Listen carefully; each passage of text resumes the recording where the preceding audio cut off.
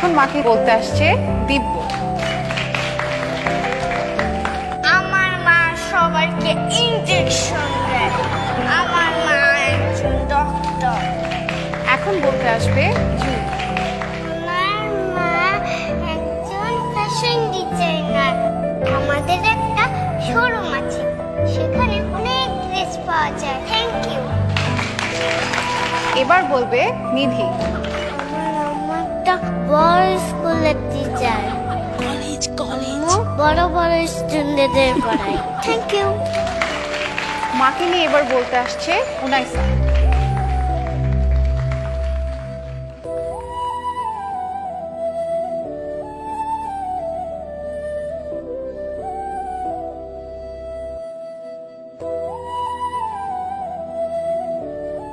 আমার মা একজন ডাক্তার। আমার যখন অসুখ হয় তখন মা আমাকে স্যুপ খাইয়ে দেয় আর আমি ভালো হয়ে যাই। আমার মা একজন ফ্যাশন ডিজাইনার। মা আমাকে সাজিয়ে দেয়, চুল বেঁধে দেয় আর সুন্দর সুন্দর ড্রেস বানিয়ে দেয়। আমার মা বেস্ট টিচার। মা আমাকে সায়েন্স প্রজেক্টে হেল্প করে। মা আমাদের বাসার বস। বাসার সব কাজ মা একাই করে। আমার মা একজন হাউসওয়াইফ।